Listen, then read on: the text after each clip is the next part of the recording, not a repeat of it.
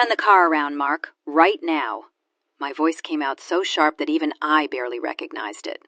1 second, I was staring through the windshield at the long country road leading to my son's house for our family reunion, and the next, every bit of color drained from my face.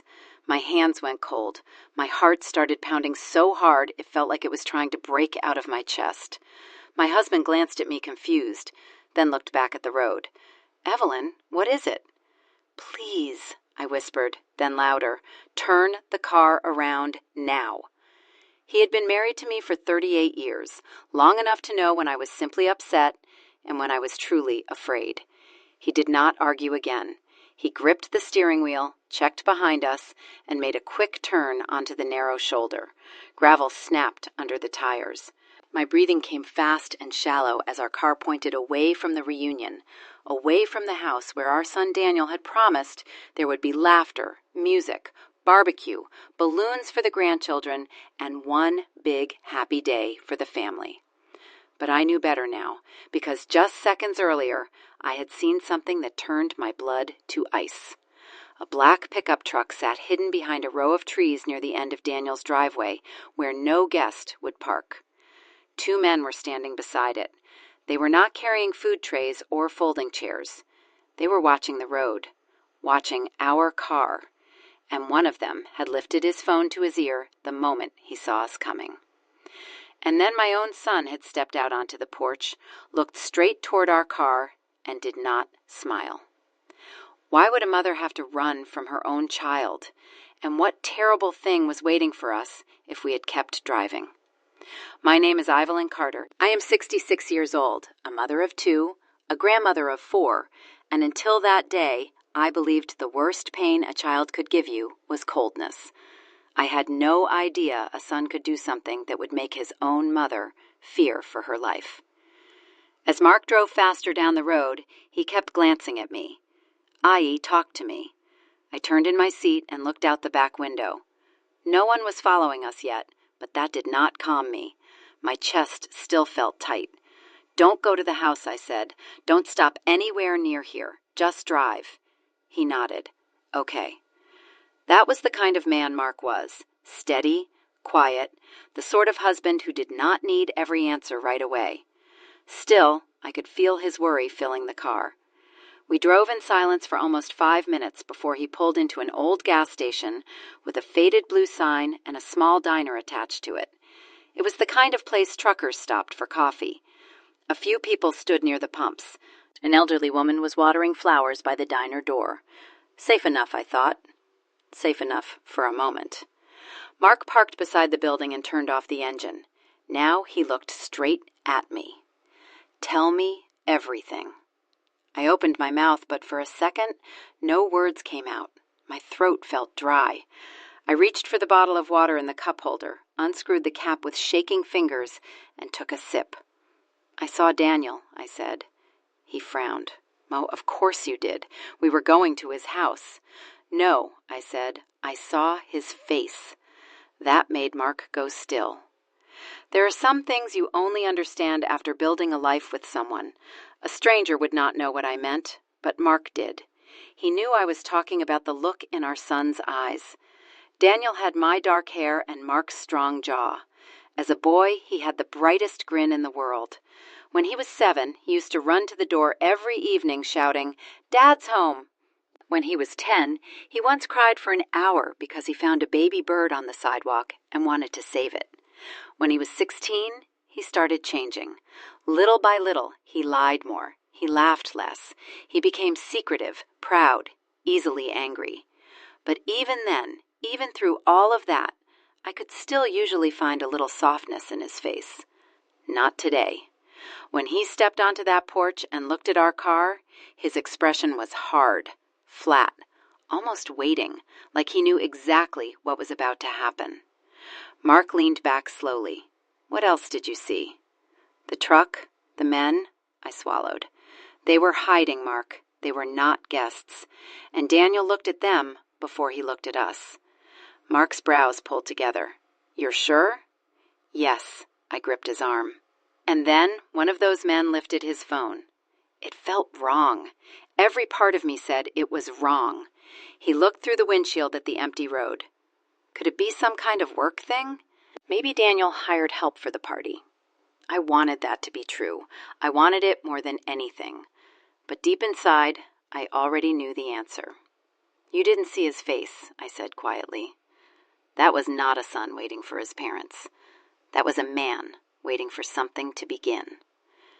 Mark exhaled slowly and rubbed his chin. Then we call the police. The words should have comforted me. Instead, they made my stomach twist. Because if we called the police, then I would have to explain the thing I had stayed silent about for 3 months. And silence, I was beginning to understand, is often where trouble grows. I looked down at my wedding ring. My hands had stopped shaking a little, but only a little. There's something I should have told you, I said. Mark's face changed at once. Not angry, just alert. What is it? Before I could answer, my phone buzzed in my purse. Daniel. My whole body stiffened. Mark looked at the screen, then back at me. Don't answer if you don't want to. But I already knew I needed to hear his voice. I pressed accept and put the phone on speaker. Mom. Daniel's voice came out warm, smooth, almost cheerful. Too cheerful. Where are you guys? Everybody's here. Everybody. That word sent a chill through me because I was no longer sure who everybody really meant. I tried to keep my voice steady. We had to stop for gas. There was a tiny pause. Tiny, but there. That's strange, he said. Dad filled the tank before you left. Mark's eyes lifted to mine. I said nothing. Daniel laughed softly. Mom, are you okay? You sound nervous. I looked at the diner window at my own reflection, pale and frightened, and suddenly I remembered another phone call. Late at night, 3 months ago, Daniel whispering, talking about money, talking about pressure, talking about doing something just once to fix everything. At the time, I had told myself I must have misunderstood. I wanted to believe I misunderstood. A mother can lie to herself when the truth hurts too much. Now, I knew I had heard him clearly. Mom, Daniel said again. We are not coming, I blurted out. The line went quiet. Then his tone changed. Wise, not sad, not disappointed, sharp. I felt Mark sit straighter beside me. We are not coming, I repeated. Daniel lowered his voice. Did someone talk to you? My fingers tightened around the phone. Talk to me about what? Another pause. Then his soft voice returned, but it sounded fake now, like a smile painted on a wall. You're making this weird, Mom. The kids are waiting. Lily made that peach pie you like. Lily was his wife. Sweet on the outside, careful with her words, always hugging too long and smiling too big. I used to think she was just trying hard to be loved. Lately, I had begun to wonder if she watched people the way a person watches locked doors, always thinking about how to open them. Tell the kids I'm sorry, I said. Then I ended the calls. For a moment, the only sound was the hum of the old refrigerator sign outside the diner and the distant hiss of a truck pulling off the highway. Mark turned toward me. Evie, what is going on? I closed my eyes. 3 months earlier, Daniel had come to our house alone. No Lee, no children. He had looked tired, sweaty, restless. He asked for coffee but barely touched it. Then he told me he had made some bad investments. Then he said it was not just him. Lily had debts too. Big ones. Then he asked if I still kept the property papers in the home safe. At the time I laughed and said, "Why would you ask me that?" He laughed too, but only with his mouth, not his eyes. Now in that gas station parking lot, every piece came back to me like puzzle pieces slamming into place. The sudden reunion invitation, the way Daniel insisted we come early before the rest of the extended family, the way Lily had texted 3 times to make sure we were bringing the blue folder with old family records. She claimed the kids wanted to see for a school project. The hidden truck, the waiting men, my son's face. I looked at Mark and finally said the words I had been too ashamed to say before. I think Daniel wanted more than a reunion, I whispered. I think he wanted us alone. I think he wanted the house papers, the savings information, maybe more. And I think those men were there to force us if we refused. Mark stared at me, stunned. Then his face went pale too. Before he could answer, my phone buzzed again. Not Daniel this time. It was a text from Lily. "Don't make this harder than it needs to be. Come back now, or Daniel will have no choice." My blood ran cold. Mark read it over my shoulder. Then at that exact moment, a black pickup truck turned off the highway and rolled slowly into the gas station parking lot. And when the driver's door opened, I saw one of the men from Daniel's driveway step out and look straight at us. Mark saw the man at the same time I did. He did not shout. He did not panic. He just reached for the car keys again and said in a low voice, "Get down." I slid lower in my seat so fast my purse spilled open across the floorboard. Lip balm, tissues, my reading glasses, a packet of peppermints, all of it scattered near my shoes. My heart hammered so loudly I could barely hear anything else. Through the side window, I saw boots crossing the cracked pavement of the gas station.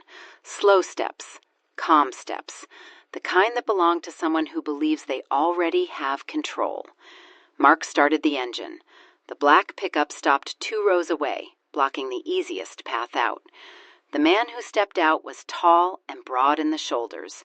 He wore a faded brown jacket and a baseball cap pulled low. From where I sat, I could not see all of his face, but I did not need to. I knew that body. I knew that walk. He was one of the 2 men hiding near Daniel's driveway. The diner door opened behind us. A waitress came out carrying a tray of empty glasses, saw the truck, saw our car, and slowed down.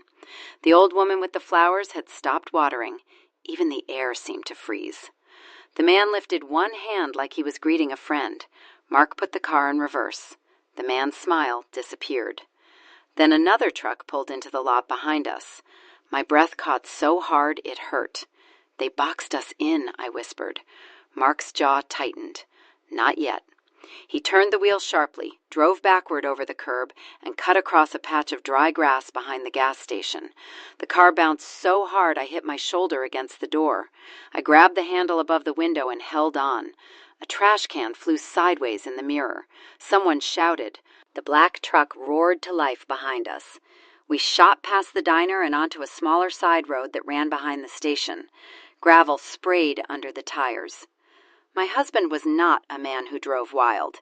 He obeyed speed limits. He used turn signals on empty roads. But in that moment, he drove like a man who understood that our lives mattered more than rules. I twisted around in my seat and looked back. The truck was following us. "Call 911, Mark said. My fingers fumbled over the screen. I hit the wrong button twice before I finally made the call.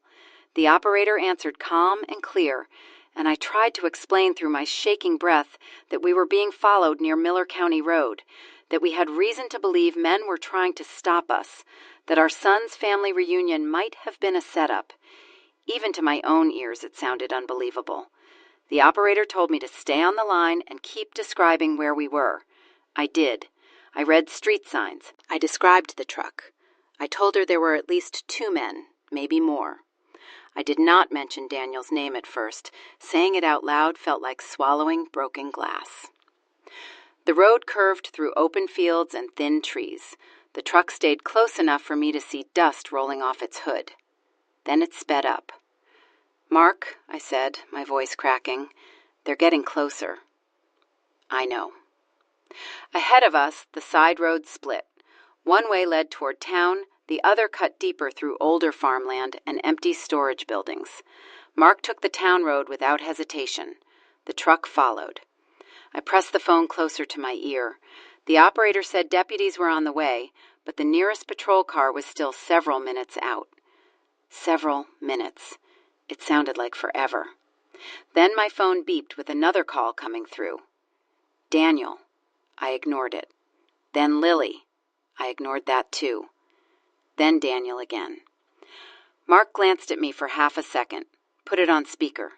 I answered. "Mom, stop this right now," Daniel said, and the fake sweetness from before was gone. His voice sounded tight, angry, scared. I stared ahead at the road. You sent men after us. No, he snapped. I sent friends to bring you back before you ruin everything. Everything? The word struck me like a slap. What did you plan to do? I asked. Scare us? Corner us? Take our papers? Take our money? It was not supposed to be like this, he said. That hurt more than if he had shouted, not because it made things better, but because it proved they were real. Mark kept driving, eyes fixed on the road. I said, then tell me exactly what it was supposed to be. Daniel's breathing came through the speaker, hard and uneven. For a moment, I heard voices in the background. Lily saying something sharply, a child laughing far away. That almost made me cry. Children were there. Our grandkids were there, near whatever ugly thing their parents had built. Then Daniel spoke again, lower this time. You were just supposed to sign some things. My hand shook so badly I nearly dropped the phone. Sign what? Transfer papers? Loan papers? Temporary authority forms? It was only until I could fix the business mess. Mark let out one bitter breath through his nose but said nothing. I whispered, You invited us to a family reunion so you could trap us into signing away our home. It's not just the home, Daniel burst out. You always do this. You make it sound crueler than it is. I'm drowning here. And so you thought you could drown us too, I shot back. There was silence. Then he said the one thing I will never forget. You were never going to lose anything if you cooperated. The truck behind us moved closer. My stomach turned. That word, cooperated, told me more than any confession could. It meant he already expected resistance. It meant the men were not there for decoration.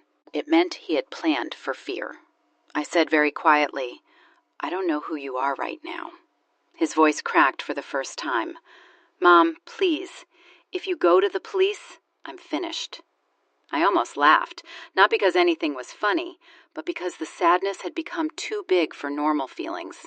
You should have thought of that before you set a trap for your own parents. Then I ended the calls.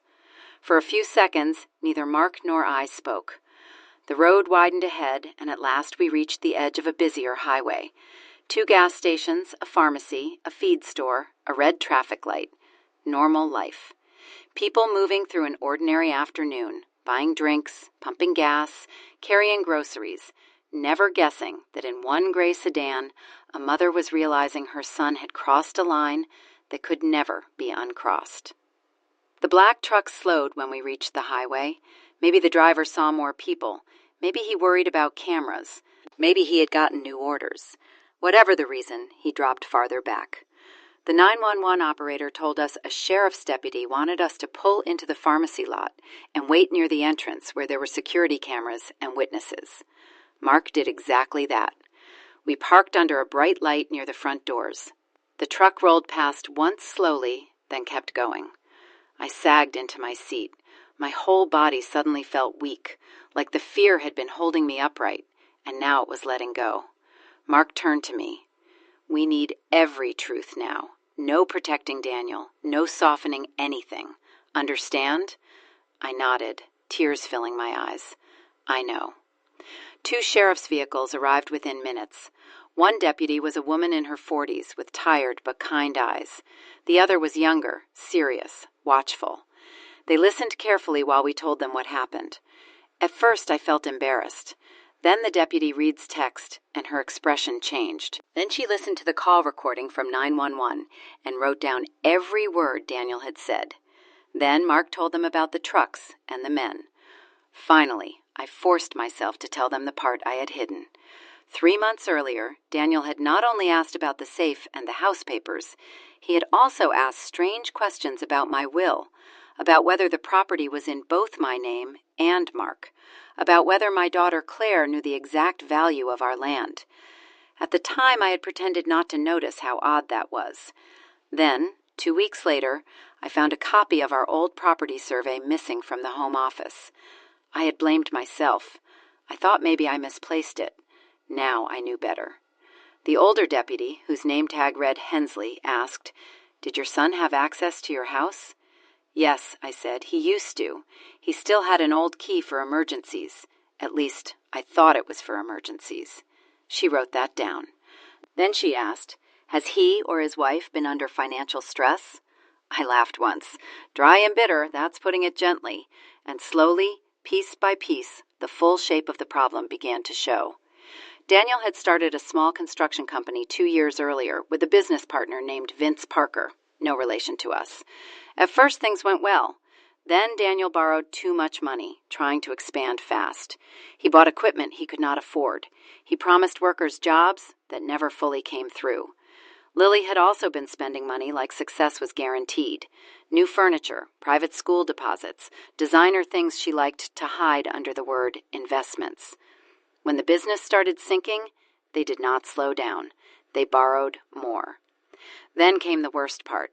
Not all the money came from the bank. Some came from men who did not wait politely for payment. I saw Hensley's pen stop for a second.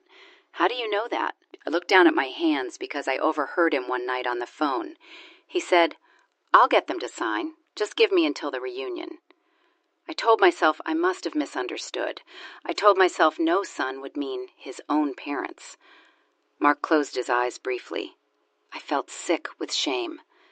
I should have told him, I whispered. I should have told someone. Hensley's voice softened. You are telling us now. But that did not erase the guilt. It only named it. The deputies asked if Daniel had ever been violent before. I said, no, not exactly. But there had been flashes, broken dishes, a door slammed so hard the frame cracked, harsh words, that kind of anger that fills a room before a person even raises a hand. Hensley asked one more question. Do you believe he meant to physically harm you today? I looked at Mark. Then I told the truth. I think he wanted us scared enough to obey. But once fear enters a plan, real harm is never far behind. That was enough for them. They said they would go to the property, check on the situation, identify the men, and make sure our grandchildren were safe. They advised us not to go home yet in case Daniel or the others came there.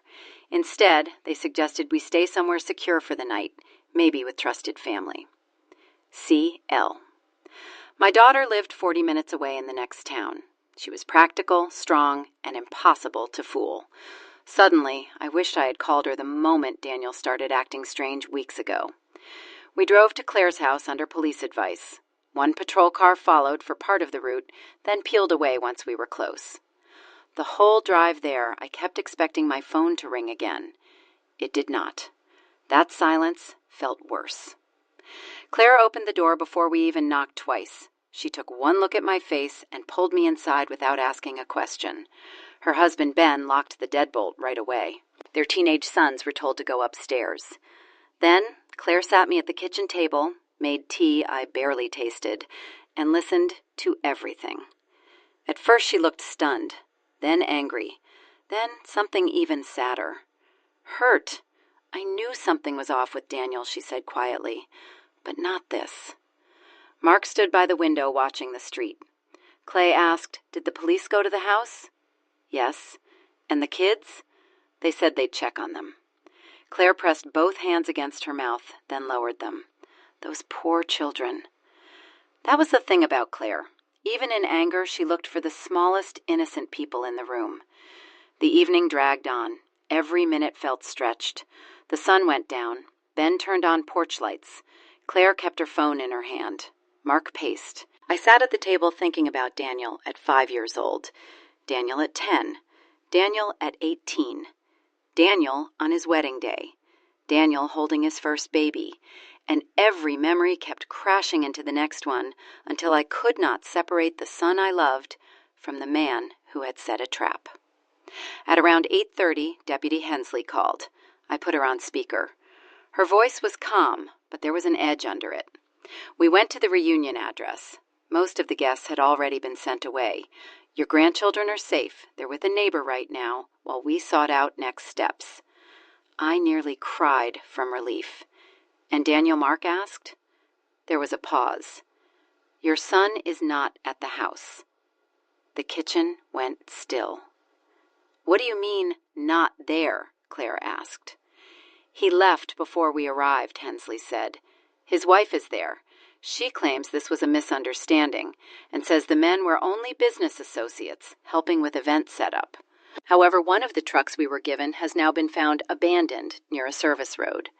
We are still looking for the driver and for Daniel. A cold feeling moved up my back. Then Hensley said the part that chilled me most.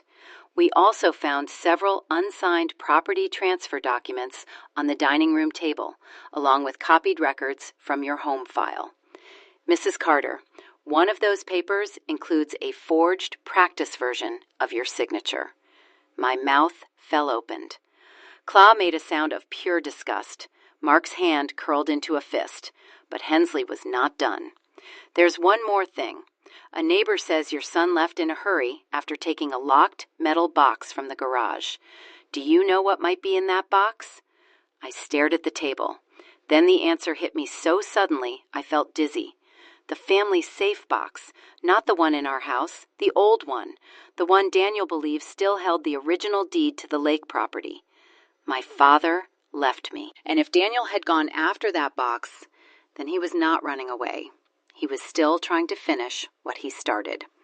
I pushed my chair back so fast it scraped hard across Clay's kitchen floor. He thinks the deed is in that box, I said. Mark turned from the window. Are you sure? Yes, I said. He asked about it years ago when my father died. I told him the lake property papers used to be kept in a metal box in the garage before we moved most documents into the home safe. He must have remembered. Clay crossed her arms tightly over her chest. Used to be kept there. I nodded. The real deed is not in that box anymore. I moved it to the bank almost 6 years ago, but Daniel doesn't know that. For one tiny second, relief passed through the room like a weak breeze. Then it disappeared. Because even if the real deed was safe, Daniel had still stolen the box, forged my signature, and tried to trap us with strange men waiting near his house. The problem was far bigger than one paper. Deputy Hensley's voice came through the phone again. That helps us. Do not leave the house tonight. Lock everything. We may need you to come in tomorrow morning to make full statements and review the documents we recovered. We'll be here, Mark said. After the call ended, silence settled over the kitchen. Claw sat down slowly across from me. Her face looked pale under the soft light above the table. Mom, she said very gently, I need to ask something, and I'm not trying to hurt you. Did you ever give Daniel reason to think he could do this, and you would still protect him? The question strung because it was fair. I looked at my hands for a long moment. Yes, I said. Mark let out a quiet breath. Not angry, just sad. It was true. I had protected Daniel too many times.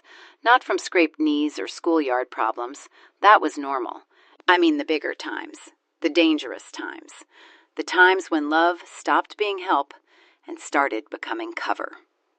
When Daniel was 15 and got caught stealing headphones from a store, I told the manager he was grieving his grandfather and not thinking clearly. When he was 19 and borrowed money from his sister and never paid it back, I told Claire to let it go because her brother was finding his way. When he was 27 and shouted at Mark during Thanksgiving dinner over a loan, I made dessert, changed the subject, and acted like the room had not just cracked down the middle. Each time I told myself I was keeping the family together. Now I saw what I had really done. I had taught my son that messes could be softened, explained away, hidden under the tablecloth until company left. Claire did not say I told you so. She did not need to. The truth was already in the room. Ben cleared his throat. We need a plan for tonight. That pulled us back to the present. He checked the locks again. Claire closed the curtains. Mark called the bank's emergency line to make sure our safe deposit access would be flagged if anyone tried anything strange. I called our neighbor, Mrs. Grayson, and asked her to watch our house and not open the door to anyone, especially Daniel or Lily. She sounded shocked, but she promised. Around 9:30, Claire's sons came downstairs in their socks and asked if Grandma was okay. I smiled and said yes, in that way adults do when they are trying not to pour their fear into children. They hugged me anyway. The older one, Mason, whispered, Mom says Uncle Daniel did something bad. I touched his cheek.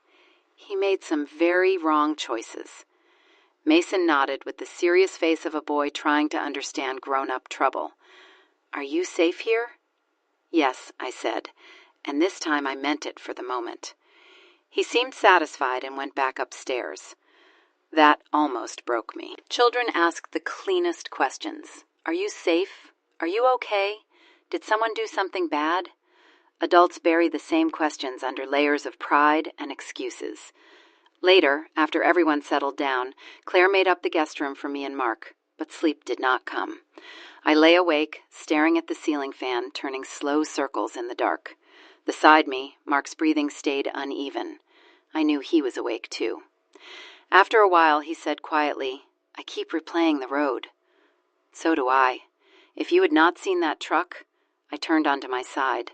"I know." The rest of the sentence stayed unspoken.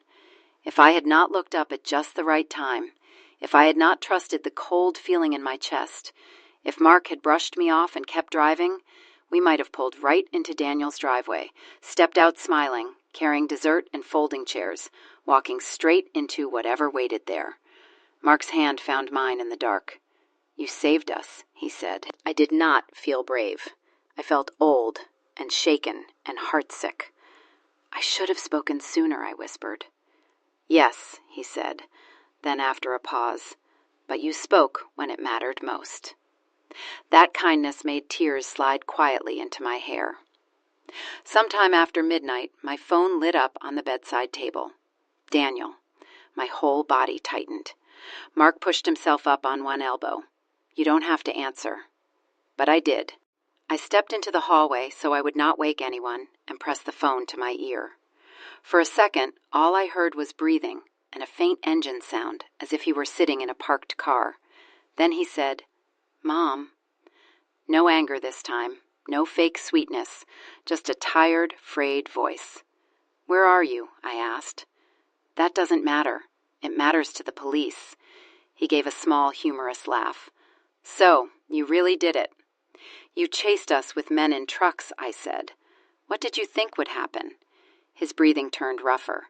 It was not supposed to go that far. There it was again, that useless sentence, "not supposed to," as if a trap with forged papers and hired pressure could somehow stay neat and harmless.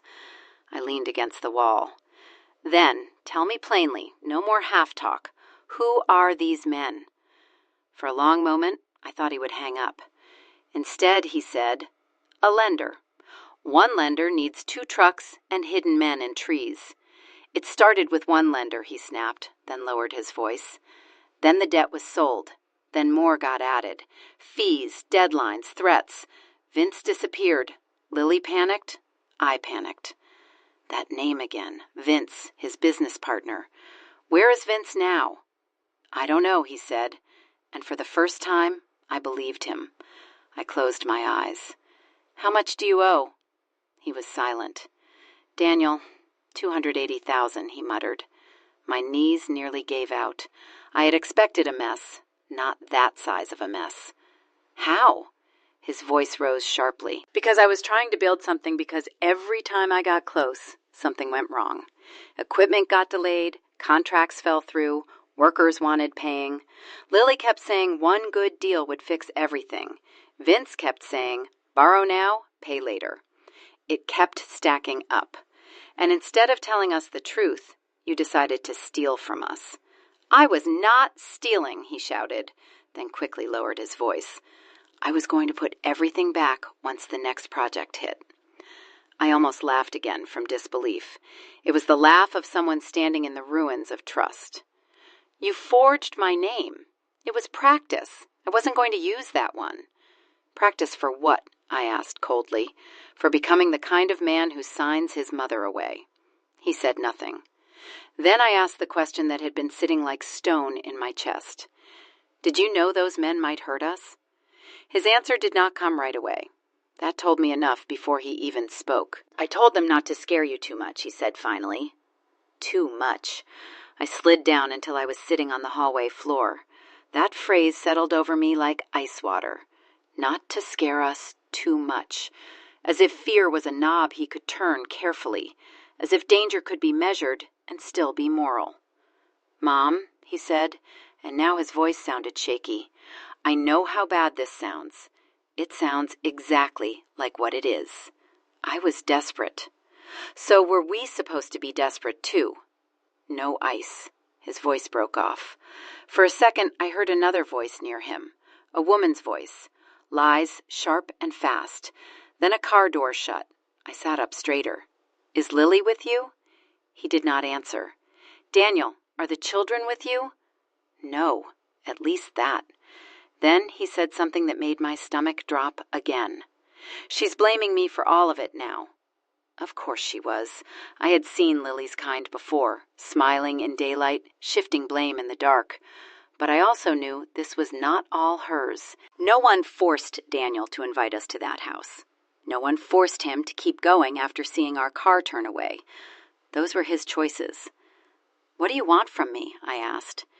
His next words came out small, almost boyish. "Tell them I didn't mean to hurt you." I stared into the dark hallway. For 1 week, foolish second, I almost heard not the grown man, but the little boy who once cried over a baby bird.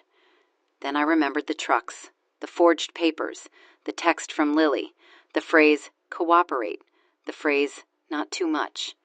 And something inside me hardened in a clean, painful way. "No," I said. He inhaled sharply. "You need to tell the truth yourself," I continued, "and you need to turn yourself in." "Mom, no. Listen to me now. This is the part where your life can still become honest. Not easy, not pleasant, not clean, but honest. You go to the police. You tell them everything, every name, every paper, every lie. Or you keep running and become exactly the man you are pretending not to be." For a moment, there was only breathing. Then he whispered, "You always loved Claremore." The words hit me so suddenly I almost dropped the phone. It was such an old wound, such an old excuse, and hearing it now, in the middle of all this wreckage, made something click into place. This was part of his story about himself. Maybe not the whole story, but part of it. The belief that someone else was favored, someone else was trusted more, someone else had it easier, and therefore the rules that held other people in place did not need to hold him. "Daniel," I said quietly, "that is a lie you have fed yourself for years." He did not speak. Claire took responsibility. Claire told the truth even when it made her look bad. Claire accepted no when no was the answer. You wanted rescue without honesty. You wanted help without humility. That is not the same thing. A long silence followed. Then he said, "If I turn myself in, they'll tear this family apart." "No," I said. "You already did that." And I ended the call.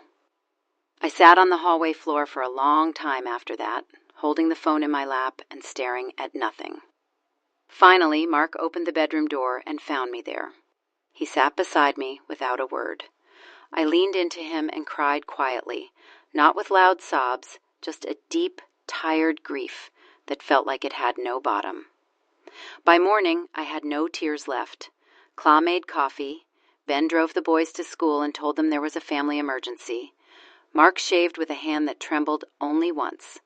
I changed into a plain blue blouse and gray slacks, the kind of clothes that make a woman feel she can get through hard places with her back straight. At the sheriff's office, everything became more official, more solid, more painful.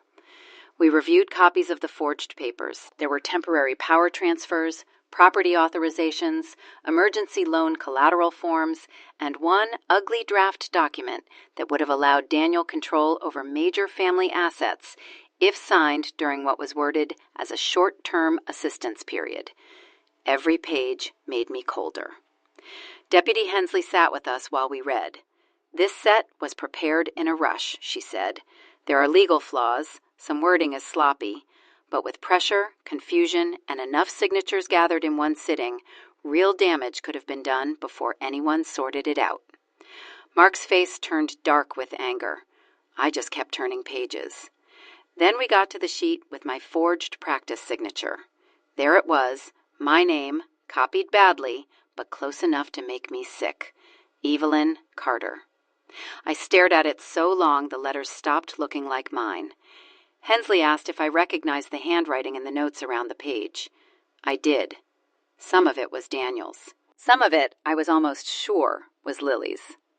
And then came the part I had not expected. Hensley slid over a photo taken from Daniel's dining room table before evidence was collected. In the corner of the picture, half covered by a legal pad, was a yellow note card. My breath caught. I knew that card. It was one of mine. I used yellow cards for recipes, reminders, birthdays, little household notes. This one had been in my kitchen drawer a month ago.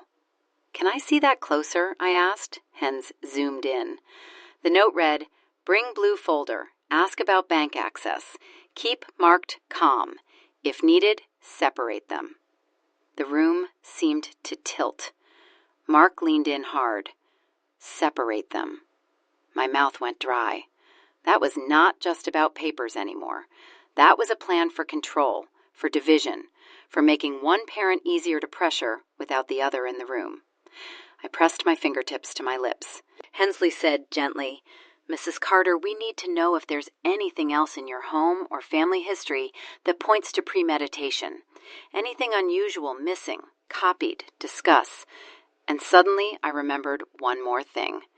2 weeks ago, Lily had taken me aside during my granddaughter Emma's dance recital. She smiled and chatted about costumes and shoes and traffic. Then, so casually it almost slipped past me, she asked whether Mark still kept his heart medicine in his coat pocket when he traveled. At the time, I thought it was concern. Now, the blood drained from my face. Mark looked at me. "What?" I turned slowly toward him. "Lily asked me about your medicine." The silence that followed was terrible. Hensley's expression sharpened immediately. "What exactly did she ask?" I repeated it, word for word. The deputy beside her straightened in his chair. Mark's face lost color. "Could they have been planning to separate me from my meds?" he asked. I stared at the yellow card again. "Keep Mark calm. If needed, separate them." My heart pounded. Maybe it meant only keep him talking.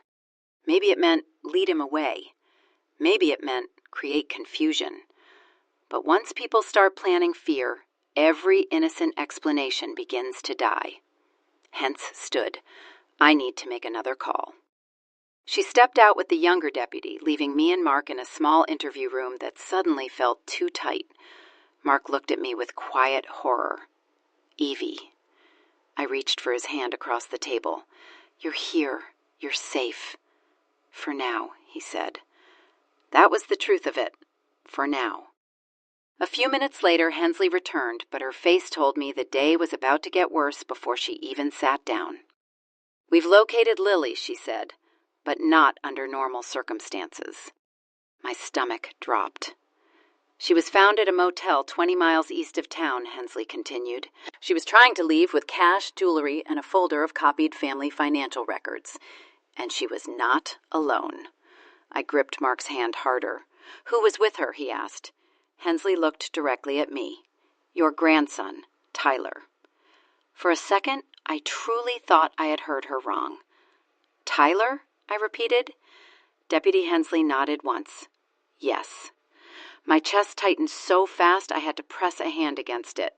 Tyler was Daniel and Lily's oldest child, 14 years old, all elbows and sneakers and half-finished jokes. He still forgot where he put his backpack. He still asked for extra syrup on pancakes. He was old enough to understand a lot, but not old enough to be dragged into adult schemes. Mark's voice came out low and rough. "Was he hurt?" "No," Hensley said quickly. "He's physically fine, shaken, but fine." I closed my eyes in relief for 1 second, but the relief did not last. Why was he with Lily at a motel carrying stolen records and valuables while Daniel was still missing? Hensley pulled out a chair and sat down again. "We are trying to sort out whether Tyler went willingly, whether he understood what was happening, and whether Lily was using him as cover. Right now, he is with a juvenile support officer and a family services counselor. He keeps asking for his grandmother." That finished me.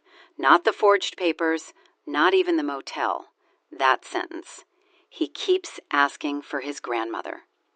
I put both hands over my face and breathed in slowly so I would not fall apart in front of everyone. Mark rubbed my back once steady and warm. Claire, who had come with us to the station and was sitting against the wall, whispered, "Oh no, oh Tyler." Hensley let the silence sit for a moment, then said, "There's something else you need to know. Tyler told the counselor he heard his parents arguing last night after your car turned around. He says Lily wanted to leave immediately with the documents and whatever they could carry. Daniel wanted to keep looking for the metal box because he thought it contained the original lake deed. They split up. Lily took Tyler and left. Daniel kept driving. That picture formed in my mind too easily. Panic breaking open their fake little plan. Blame flying back and forth.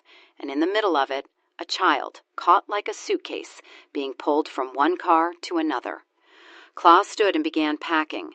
She took her own son while running from the police. That alone tells me what kind of mother she is." I did not answer. I was thinking about Tyler's face.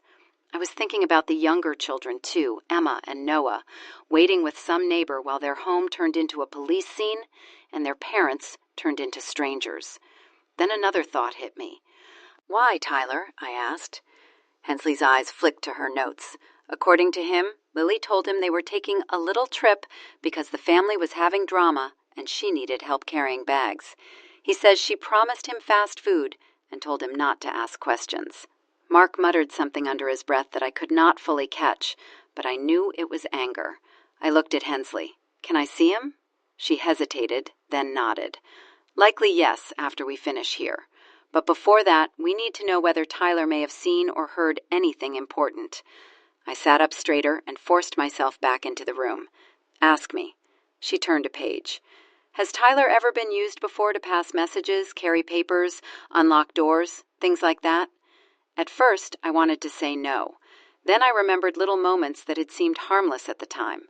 Tyler arriving with envelopes. Tyler being sent into our house ahead of everyone else to grab Grandma's pie dish from the kitchen. Tyler once asking in a weirdly rehearsed way whether Grandpa still kept his spare keys in the ceramic jar by the laundry room. The shame returned hotter this time. "Yes," I said quietly. Maybe I did not see it clearly then, but yes. Claw stopped packing and looked at me with sad understanding. She was not blaming me. That almost hurt more. Hensley wrote that down. "You are helping more than you realize." Maybe, but it did not feel like help. It felt like walking backward through my own mistakes and naming them one by one. We spent another hour with statements and timelines. The station felt cold, too bright, full of footsteps and ringing phones and doors opening and closing. At some point, someone brought paper cups of coffee. I took one and forgot to drink it. Finally, near noon, Hensley led us to a smaller room with softer chairs and a box of tissues on the table. A counselor stood by the window, and sitting beside her, shoulders hunched, was Tyler. The moment he saw me, he burst into tears. I was across the room before I even knew I had moved. He stood and crashed into me, all lanky arms and fear and child smell, and held on so tightly my heart ached. I wrapped both arms around him and said the only thing that mattered first. "You are safe. You are safe. You are safe." He cried into my blouse like he had when he was 6 and scraped his knee at the park. Mark put a hand on Tyler's shoulder. "Hey, buddy." Tyler looked up at him with red eyes. "I didn't know, Grandpa. I promise I didn't know what they were doing." "I know," Mark said at once. We sat together. The counselor asked gentle questions. Tyler answered in broken pieces at first, then more clearly as he calmed down. He said the reunion had been real on the surface. Food had been set out, some relatives were invited for later, but Lily told him and Emma that Grandma and Grandpa were coming early, because we need to talk about grown-up family business. Daniel had been angry all morning. He kept checking his phone. 2 men came to the garage before guests arrived. Tyler heard one of them say, "If they sign, we're done by lunch." My stomach sank. Then Tyler said something that made Clea cover her mouth. I heard Dad say, "Just keep Mom busy and keep Grandpa outside if he gets difficult." There it was again.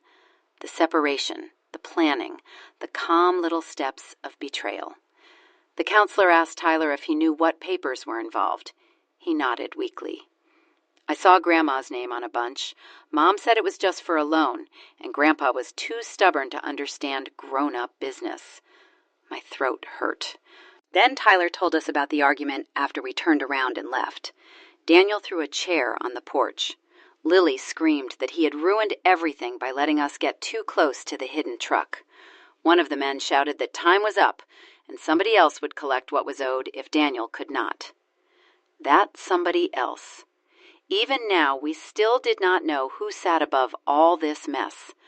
Tyler said Daniel drove off looking wild and angry, and Lily rushed through the house throwing jewelry, cash, and folders into bags. When Tyler asked what was happening, she told him they were going on an adventure and that he was the strong one she could count on. That phrase made my hands clench.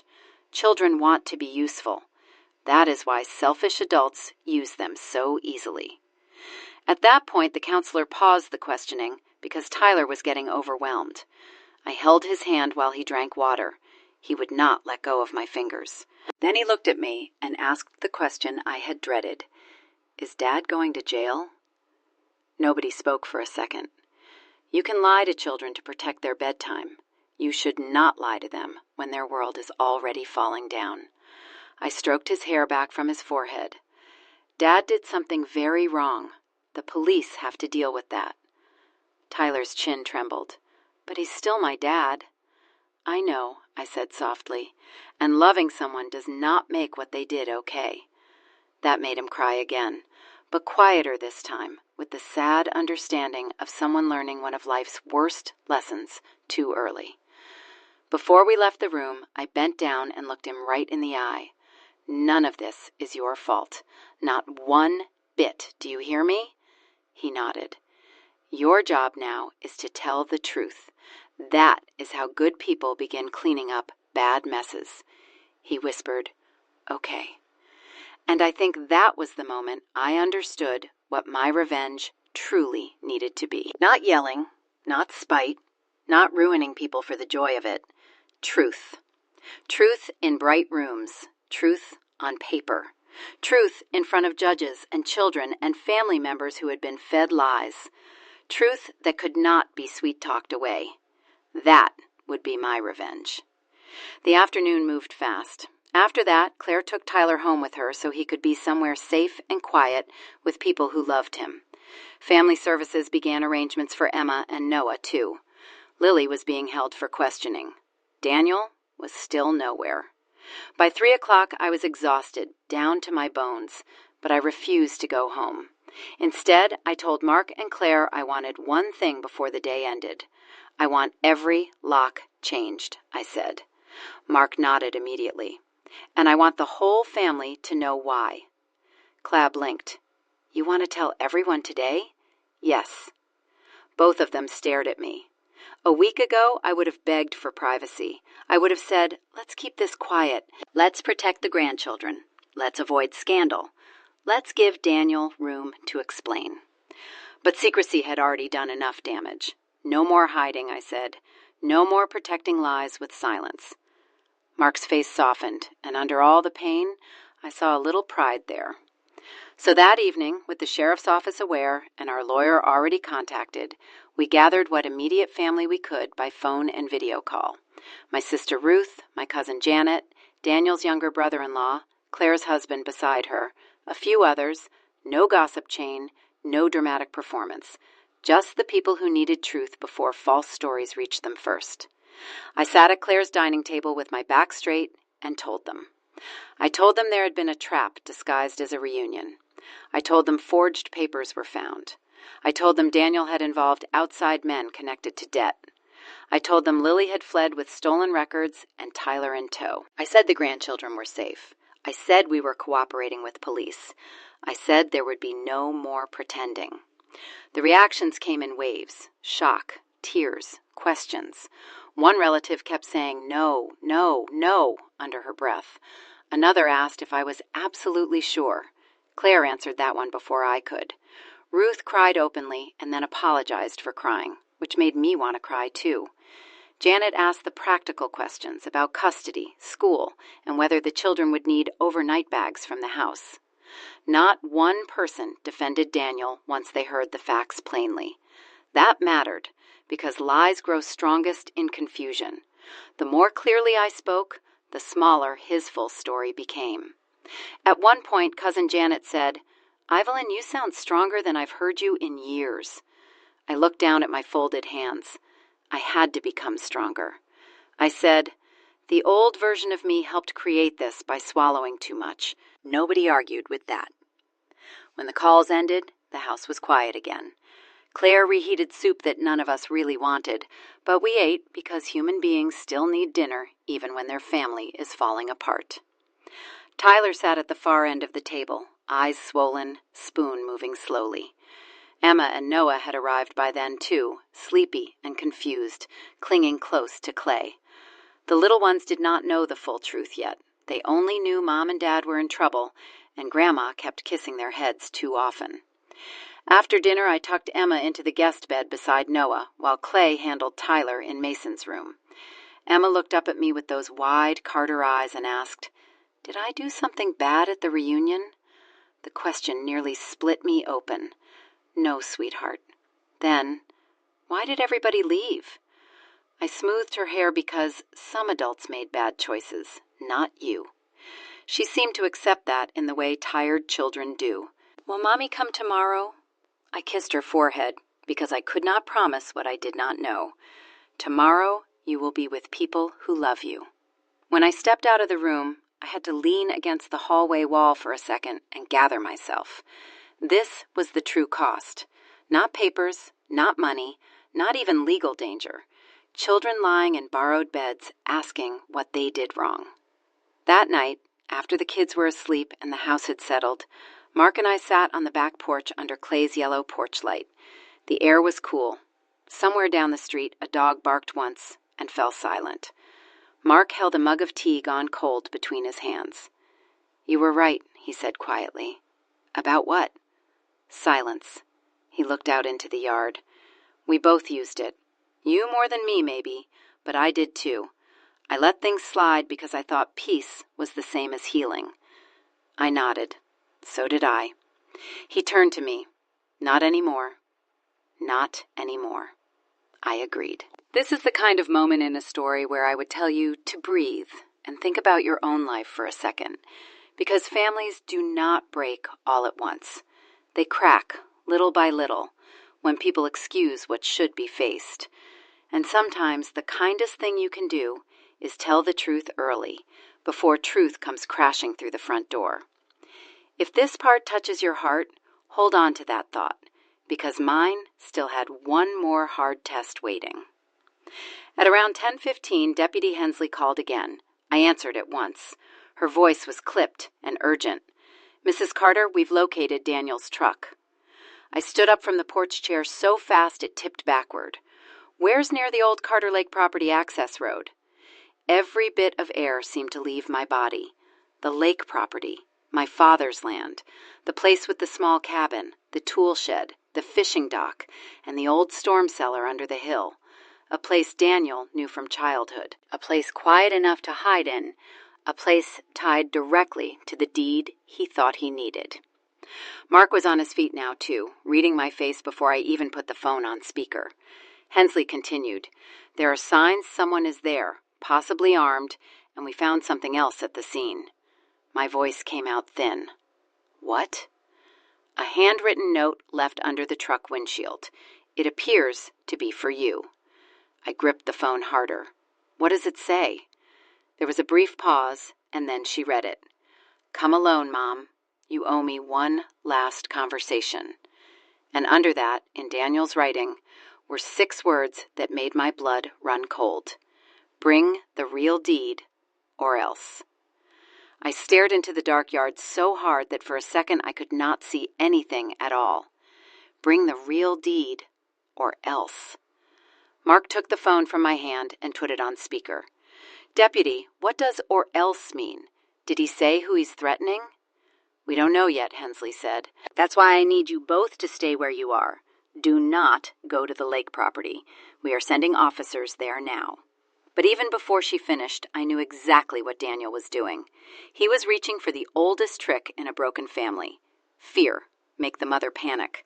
Make her think only she can fix it. Make her rush in alone carrying the thing he wants. And for the first time in my life, I was not going to let my son use my love that way.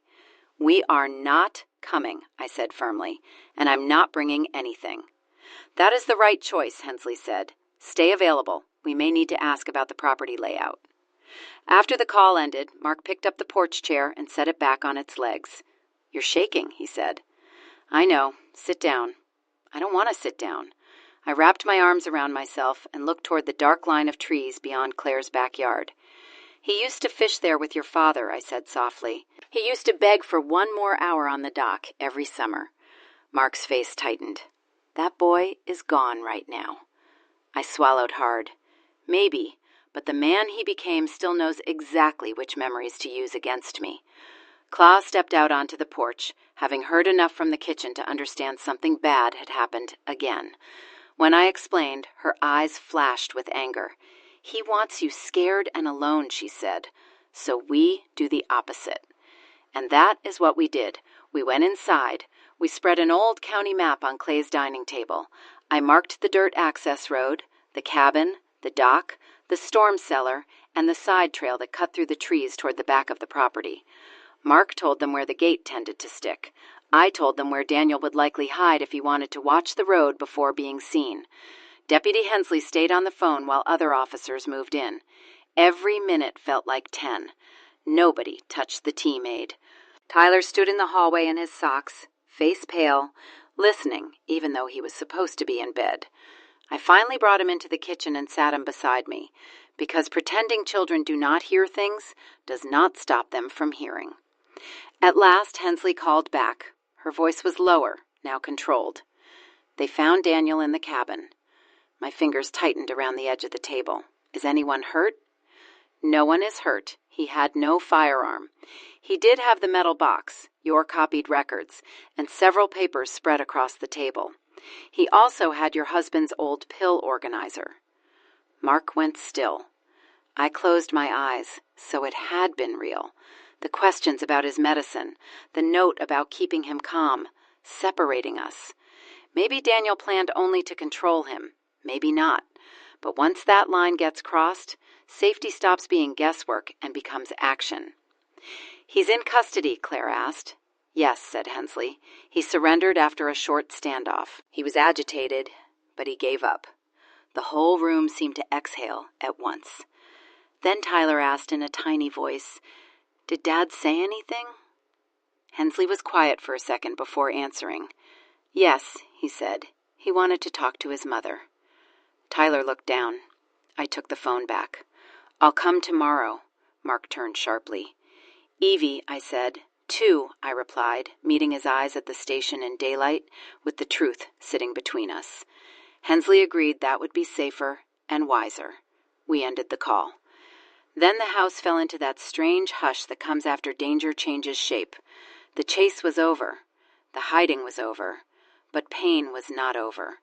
The hardest part had simply become different.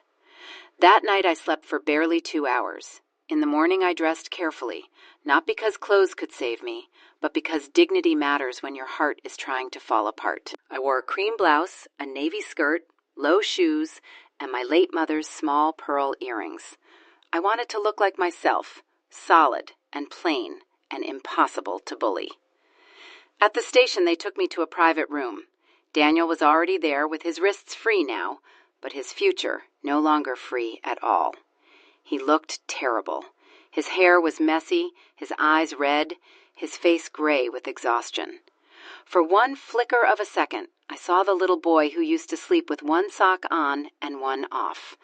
Then I remembered the trucks, the forged name, the note, the pill organizer. I sat down across from him. He whispered, "Mom." "No," I said quietly. "You listen first." He blinked, surprised. Maybe he still thought I would come in crying and begging for an explanation that could soften this. But that mother had stayed back on the road when she told her husband to turn the car around. "You set a trap for us," I said. "You invited your parents to a family reunion so strangers could pressure us into signing over control of our homeland and accounts. You let your wife pull your children into the mess. You copied private records from our house. You forged my signature. You chased us when we left. You took your father's medicine and you tried to scare me into bringing the real deed to the lake property. Every one of those choices was yours." Tears filled his eyes almost at once. "I was desperate. I know you were desperate," I said. "Desperate is a feeling. This was a plan." He flinched like the words hit him. Then he started talking fast, almost tripping over himself. Vince had disappeared after using Daniel's company to hide debt. The lender was worse than Daniel first knew. Lily kept insisting they could save everything if they just got temporary control of family property to secure another loan. Daniel said he never meant for violence, that the men were only supposed to scare us into signing, not hurt us. He said he panicked when we drove away. He said Lily pushed him. He said he hated himself. He said he had ruined everything. I let him speak until the excuses ran out and only bare words remained. Then I said the thing he needed to hear most. "You did not ruin everything in one day. You built this, one excuse at a time." He looked at me with such raw misery that I almost looked away. Almost. "But here's the part that still belongs to you," I continued. "You can tell the full truth, not pieces, not blame. All of it. Every debt, every paper, every person involved." He stared at the table. "Would that change anything?" "Yes," I said. "It would change what kind of man you are from this day forward." For a long time he said nothing. Then, very quietly, he nodded. And he did tell the truth. Not all at once, and not proudly, but fully enough for the police and lawyer to connect the whole chain. Vince had introduced Daniel to a private lender after the business started failing. Lily knew more than she admitted and helped organize the reunion trap because she believed family assets could save them and that we would get over it later. The hidden men were there to intimidate, block exits, and keep us from leaving until the papers were signed. The yellow note was written partly by Lily, partly by Daniel. The question about Mark's medicine was not supposed to kill him, Daniel insisted, only to make him easier to pressure if he got stressed. Hearing that still made me sick, but at least it was said plainly. No more shadows. Lily was charged too. The lenders were investigated. Vince was later found in another state and brought back to answer for fraud. It took months for the legal process to grind forward, but it did. And me? My revenge was not loud. It was not cruel. It was clean. I refused to lie for them. I gave every statement. I turned over every document. I stopped telling myself family shame was worse than family truth. I worked with Claire and Mark to protect the grandchildren. Temporary custody arrangements were made. The children stayed mostly with Claire and Ben, while the court sorted everything out. Tyler went to counseling. Emma stopped waking up crying after a few weeks.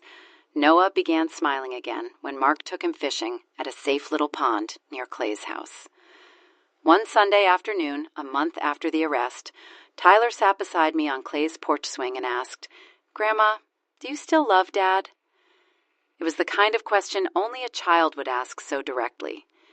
"Yes," I said after a moment, "but love is not the same as trust." He thought about that. "Will you ever trust him again?" I looked out at the yard where Emma and Noah were chasing bubbles. "Not in the old way," I said.